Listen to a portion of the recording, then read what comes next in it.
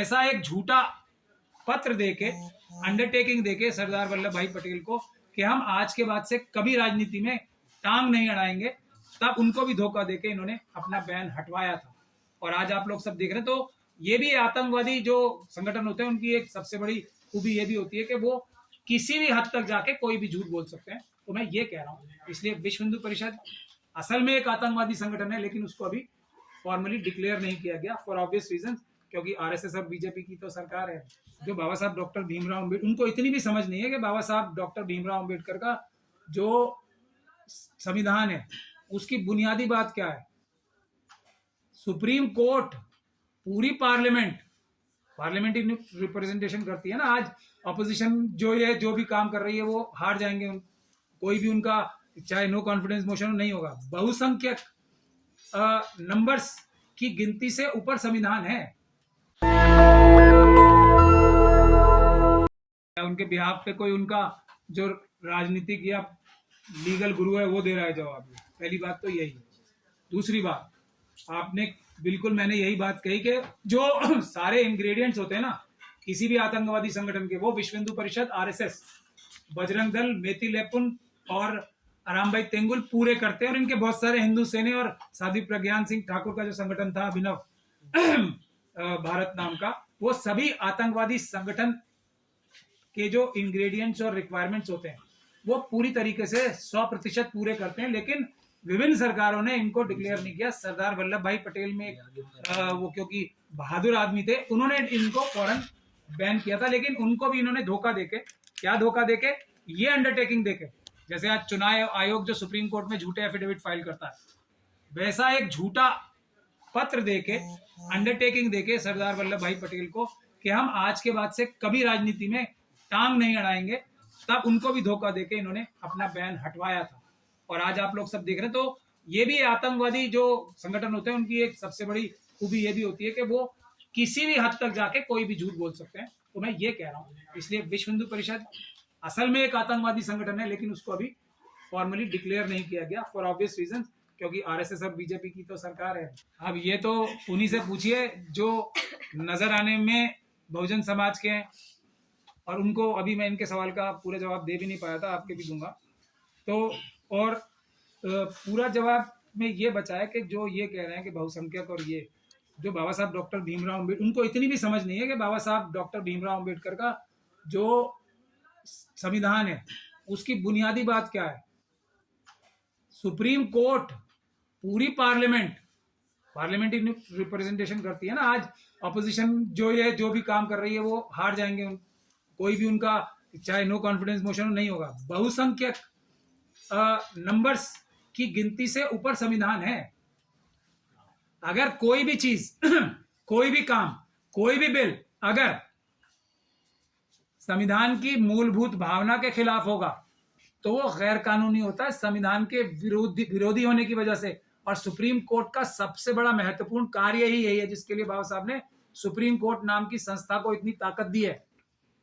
वो यही है कि अगर पूरी पार्लियामेंट मिलकर भी कोई कानून पास करे लेकिन वो संविधान के खिलाफ है तो उसको रद्द किया जा सकता है। रद्द करने के लिए ही सुप्रीम कोर्ट बनी है, संविधान को इंप्लीमेंट करने के लिए सुप्रीम कोर्ट बनी है। ये शायद यादव जी और उनके जो वो है ना, वो जो एक पहले वाला शब्द बोल रहे थे, वो जो भी हैं वो, उनको ये बात नहीं पता है शायद। अब आपके इस बात का जवाब देता हूं। ये तो देखिए, गंदे गलीस लोग क्या करते हैं कि संभ्रांत लोगों को इतनी गंदी गाली दो कि अगर वो उसका जवाब भी दें तो उनका पर्पस सॉल्व हो जाए, क्योंकि जो गाली ही इतनी गंदी होती है कि उसको अगर डिफेंस भी करने चाहोगे तो फिर भी कहीं ना कहीं आप अपना ही नुकसान करोगे। तो इन लोगों का एक ही जवाब है, वो है जेल, कानूनी कार्रवाई और जेल। जिस दिन कोई अच्छी सरकार आ गई, बहुजन समाज वाली, ओरिजिनल बहुजन समाज वाली आवाज की, तो ये सब लोग जेल से बाहर नहीं आएंगे। आरएसएस और बीजेपी के ज्यादातर कार्यकर्ता परमानेंटली जेल में मिलेंगे, और वो सबसे बड़ी वजह उनकी करप्शन है। जज की ऐसी भाषा होगी, ऐसी संकीर्ण सोच होगी तो उस पर कार्रवाई कौन करेगा सर? हाँ, जज की अगर ऐसी भाषा होगी तो उन पे कार्रवाई कौन करेगा? देखिए, एक बात और आपने अच्छा सवाल पूछा है फिर मैं कपिल सिब्बल जी के बारे में बोलूंगा कि बहुत अच्छा सवाल पूछा है आपने। संविधान के तहत रह के, जैसे चंद्रचूड़ साहब का एग्जांपल देता हूँ। उन्होंने एक बात संविधान की रूह से बाहर जाके बताई, क्या कि मैंने ये जजमेंट खुद नहीं लिखी थी, जजेस ने नहीं लिखी थी, किसी और ने बताया। हमने तुरंत उनके खिलाफ केस कर दिया। तो जज तब तक होता है जब तक वो संविधान के दायरे में रह के काम करता है। अगर कोई जज संविधान के दायरे से बाहर जाके काम करता है तो वो जज नहीं रहता उस काम के पर्पस के लिए, और वो एक आम अपराधी बन जाता है। जैसे कि यादव साहब अभी एक आम अपराधी की तरह उन्होंने एक काम किया है, कोई जज की तरह जाके वो स्पीच नहीं दी है, वो जज नहीं रहते। तो जैसे मैं एग्जांपल देके बताता हूँ, अगर कोई सुप्रीम कोर्ट के चीफ जस्टिस भी हैं, वहां पड़ोस में ही बैंक है, हाई वही सुप्रीम कोर्ट में ही बैंक है, प्रीमिसेस में ही बैंक है, जाके वो लूट लें बंदूक दिखा के, तो क्या उनके ऊपर मुकदमा नहीं चलेगा? या वो किसी की हत्या कर दें तो क्या मुकदमा नहीं चलेगा? तो इस तरीके से आपको समझना चाहिए, जज तब तक जज होते हैं या प्रधानमंत्री तब तक प्रधानमंत्री होते हैं जब तक वो कानून के दायरे में, संविधान के अंदर काम करते हैं। अब आप पूछिए कपिल सिब्बल लगातार महाभियोग की बात कर रहे हैं, तो सुप्रीम कोर्ट ने भी संज्ञान लिया है इस पे, क्या मैं वही कह रहा हूँ ना, मैं वही बता रहा हूँ आपको कि एक तो अपराध हो गया तो एफआईआर दर्ज होनी चाहिए, दूसरा उनके खिलाफ एफआईआर भी दर्ज हो सकती है ना, लेकिन महाअभियोग लाया जाएगा जैसे ये बता रहे हैं कपिल सिब्बल साहब। मैं उनको ज्यादातर सीरियसली नहीं लेता हूँ, आजकल वो बिल्कुल एक्सपोज हो चुके हैं, बाकी भी पूरी तरीके से एक्सपोज हो गए। हम लोगों ने, सब ने, जो लोग उनको नहीं भी पसंद करते थे ना मेरे जैसे, उन्होंने भी उन्हें वोट देके सुप्रीम कोर्ट का प्रेसिडेंट बनवाया था। क्यों? क्योंकि वो जो डीवाई चंद्रचूड़ साहब, हम लोगों को तो पहले ही नजर आ गया था ना क्या कर रहे हैं, तो उनको उन्होंने ये सबसे प्रॉमिस किया था कि मैं रोक लगाऊंगा, मेरे पे भरोसा करो। तो सबने उनको अपने आप वोट देके जिताया था, और इतना बड़ा धोखा उन्होंने दिया है ना इस देश की अधिवक्ता कम्युनिटी को, सुप्रीम कोर्ट के मेंबर्स को, मैं शायद आपको बता नहीं सकता। जो उनसे पहले वाले जो प्रेसिडेंट थे ना अग्रवाल साहब, लोग कंपेयर करके बोल रहे हैं इससे तो अच्छे वही थे, इससे बड़ी कोई उनकी जो अपशब्द उनके बारे में कोई नहीं बोला जा सकता कि वो उनकी अग्रवाल साहब से कंपैरिजन हो रही है कि अग्रवाल साहब भी इनसे बेटर थे। यही जवाब है कपिल सिब्बल जी के लिए। सुप्रीम कोर्ट ने जो संज्ञान लिया है, क्या नोटिस जारी करने से कुछ होगा उसमें? नोटिस जारी करने से नहीं, एक्शन से होगा। मतलब, और इसको एक्शन कोई 5 साल प्रोग्राम नहीं होना चाहिए, एक्शन होना चाहिए 5 दिन में, 4 दिन में। और कपिल सिब्बल साहब जो, और जो बाकी लोग महाभियोग की बात कर रहे हैं, वो सब इसलिए है ताकि उनके खिलाफ कोई कार्रवाई ना हो। इन लोगों को पहचानना बहुत जरूरी हो गया है, बचाने की कोशिश है क्या महाअभियोग लाना इस समय में, जिसको भी बचाना है, चाहे तो धनखड़ जी को बचाना है। नहीं, बयान देने वाला भी यादव है और कपिल सिब्बल को राज्यसभा भेजने वाले भी यादव हैं। देखिए मैं क्या कह रहा हूँ, जब हमारे जैसे होशियार लोगों के साथ धोखा हो गया तो भेजने वाले के साथ धोखा होगा, तो वो तो धोखाधड़ी में इतना एक्सपर्ट नहीं है ना। कपिल सिब्बल इसलिए तो नहीं बचा रहे हो ना, यादवों ने भेजा ना उन्हें राज्यसभा। तो मैं तो यही कह रहा हूँ ना, मुझे ऐसा लगता है, हो सकता है इसके बारे में आप रिसर्च करो, सच्चाई हो आपकी बात में कि इस वजह से ना कर रहे हो, लेकिन मुझे ऐसा लगता है कि यादवों को कपिल सिब्बल साहब ने धोखा देकर राज्यसभा की सीट ले ली, मुसलमानों को भी और यादवों को, दोनों को एक साथ बेवकूफ बना दी, मुझे ऐसा लगता है। क्या इन्हें भी राज्यसभा गलत क्या बोला है? बहुमत की बात की है, और वैसे भी जब बेंच बनती है तो 3, 5, 7 की बनती है, हर जगह तो बहुमत की बात होती है। 4-1 या 3-2 बहुमत चलता है, बहुमत देश में जिसका है। मैं एग्जांपल देके फिर आपको बताता हूँ, यहाँ हम सब लोग बहुमत बना लेते हैं कि गजेंद्र जी का या आपका इलाज कर दें अभी तो क्या हम कर दें? एफआईआर दर्ज होगी ना हमारे खिलाफ। क्यों? क्योंकि वो भारत के संविधान और कानून के खिलाफ है। तो यही बात है, मैं बता रहा हूँ, संविधान से बंधे में बहुमत कुछ नहीं होता। हमारी कॉन्स्टिट्यूशनल डेमोक्रेसी है। बहुमत कल को ये फैसला कर ले किसी एक क्षेत्र की मिलके कि हम सब बैंक लूटेंगे आपसे, तो वो उस सिटी में सारे बैंक लूटने की स्पेस उसका, कुछ भी बोले, कुछ भी करे। हाँ करे तो मैं, हाँ ये आपने सबसे अच्छा सवाल पूछा है। भारत में अपराध करने पे प्रोहिबिशन नहीं है, बैन नहीं है। ज्यादातर अपराध जो है ना किए जा सकते हैं, मतलब कोई खास तौर की रोक टोक नहीं है, लेकिन उसकी एक सजा होती है। जैसे मर्डर करो, फांसी जाओ, फांसी चढ़ो। क्या सजा यादव जी की? यादव जी की तो मैंने बता ही दिया ना, उम्र कैद की सजा होगी, क्योंकि ये आतंकवाद की घटना उन्होंने की है। ये सब बातें बोल के राज्यसभा का पद के लिए वो कर रहे हैं, मतलब उनको इसी की लालच है या कोई और वजह? ये भी बहुत महत्वपूर्ण विषय है। बहुत सारे जजेस आज जो है ना, हम लोग ये सोच के कि हमने इनके खिलाफ जो है इनको जजशिप से हटा दिया, सुप्रीम कोर्ट ये करे सिर्फ कि इनको जजशिप से हटा दे या इनसे काम ले ले, वो इनकी सजा नहीं है। वो एक्चुअली इनको एक बेनिफिट पहुंचाना है। अगर इनके खिलाफ एफआईआर करके, मजबूत धाराओं में एफआईआर करके इनके खिलाफ मुकदमा चलाया ना जाए तो इनकी मदद भी होगी, क्योंकि बहुत सारे लोग यही चाहते हैं कि हम इतनी कोई सनसनीखेज बात करके और हमारे को निकाल दिया जाए और हम फिर एक भारतीय जनता पार्टी आरएसएस के किसी संगठन में बड़े ओहदे पे आ जाएं, या कोई इंडस्ट्री लगा लें, या कोई एमपी एमएलए बन जाएं, या कोई करप्शन के कामों में दलाल बन जाएं, ऐसा ना फायदा हो जाए यादव साहब का।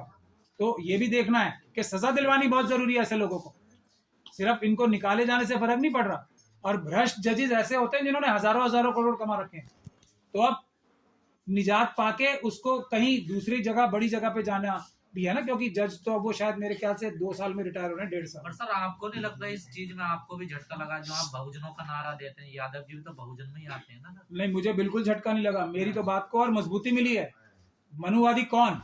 जो मनुवादी मानसिकता का हो। मैंने तो शुरू में ही बोला है, जो व्यक्ति बहुजन समाज में पैदा होकर काम करता है उसकी सजा डबल होनी चाहिए। जो मनुवादी समाजों में पैदा होकर लोग गलत काम करते हैं, बाबा साहब के संविधान के खिलाफ जाके काम करते हैं, हमारे जो लोग हैं ना, हमारे जैसे दिखने वाले, उनकी सजा डबल होनी चाहिए। तो ये तो उन्होंने साबित कर दिया, उनकी सजा डबल होनी चाहिए। क्या इन लोगों ने कब्र खोद करके संविधान को कोर्ट रूम में ही गाड़ दिया है? कोशिश कर रहे हैं कोर्ट रूम से बाहर अभी गाड़ नहीं पाए, क्योंकि ईमानदार जजेस भी मौजूद हैं। ऐसा नहीं है कि 100% बेईमान हो गए, ऐसा भी नहीं है कि लग रहा सर इस बार का मुझे रात को प्राप्त हुआ संदेश, मैंने सुबह वो जजमेंट लिख दिया, तो ये तो सब गैर संवैधानिक हो रहा है। मैं यहाँ बिना फाइन दिए बैठा हूँ ना आज। अगर गाड़ दिया होता तो मैं भी अभी तक कई बार जेल में होता। मेरे ऑफिस में रेड हुई थी, उस दिन मैं जेल में होता, और अभी तक आप सब मेरी वही कर रहे होते कि कब आएंगे प्रचा साहब बाहर। तो अभी बाकी है ना, ईमानदार जजेस भी हैं और उनको ज्यादा रिस्पेक्ट करनी चाहिए, क्योंकि इन मुश्किल हालात में भी वो ईमानदार, और उन्हीं की वजह से देश बचा हुआ है।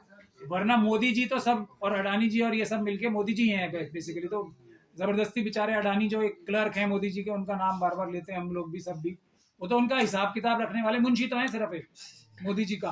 तो अडानी, अंबानी, यूसुफ, लुलू जैसे लोगों का नाम लेना भी क्लर्क के तौर पे लेना चाहिए। बेसिकली जो दुनिया के सबसे बड़े इंडस्ट्रिस्ट हैं, हमारे सबसे बड़े धनाढ्य पुरुष हैं अमित शाह जी और मोदी जी की जोड़ी, तो उनका ही तो वो सब लूट लाट के अभी तक चल दिए होते। कहीं आइलैंड खरीद के एक बराबर में 2 आइलैंड खरीदते और अभी तक अपनी आराम की जिंदगी गुजार रहे होते, जो उनको शुरू से आदत है। मोदी जी के तो अब बहुत सारे चाय बेचने के साथ साथ वो विश्व भ्रमण भी करते थे और बढ़िया डिजाइनर कपड़े पहन के फोटो भी खिंचवाते थे, तो लेकिन साथ में चाय और भीख मांगने का काम भी करते थे। तो उनके झूठों में नहीं जाना चाहिए। बुनियादी बात जो है वो हमेशा सच रहेगी। अच्छे लोग भी हैं, मनुवादी परिवारों में पैदा होने वाले लोग भी अच्छे हैं, लेकिन वो बहुत बहुत बहुत कम है संख्या। सर अच्छे लोग भी हैं, अच्छे वकील भी हैं, अच्छे जज भी हैं, पर उनका रिजल्ट तो नजर आता नहीं कहीं भी। सर रिजल्ट है ना, आप सब लोग बैठे हो यहाँ पे, अभी सब आप लोग भी जेल में नहीं हो, ये रिजल्ट नहीं है। सर संबल में याचिका दायर हो जाती है उधर, वो सब मिली भगत से। देखो जो मिली भगत से अच्छे वकील, अच्छे ये जो काम मिली भगत से हो रहे हैं, अभी हाथरस का एग्जांपल दिया ना मैंने आपको, उनके खुद के वकीलों ने ही मरवाया ना उस फैमिली को। तो उसी प्रकार से बाबरी मस्जिद का केस जानबूझ के आ रहे, ये ट्रिपल तलाक, ये सब केसेस जितने भी हैं, मतलब हाथरस में उनके वकील नहीं।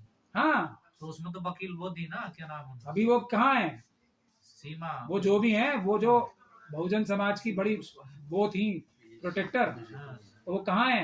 ये तो जाके आप फैमिली से पूछो, ये तो अपील का हिस्सा है। बीजेपी में है वो। नेशनल दस्तक की आपसे गुजारिश है कि अगर इसको बचाना चाहते हैं तो नेशनल दस्तक को सब्सक्राइब करने के लिए रेड कलर के सब्सक्राइब बटन को दबाएं, फिर बेल आइकन की घंटी दबाएं। नेशनल दस्तक को बचाने के लिए बहुत जरूरी है कि हर खबर को शेयर करें, लाइक करें, कमेंट जरूर करें।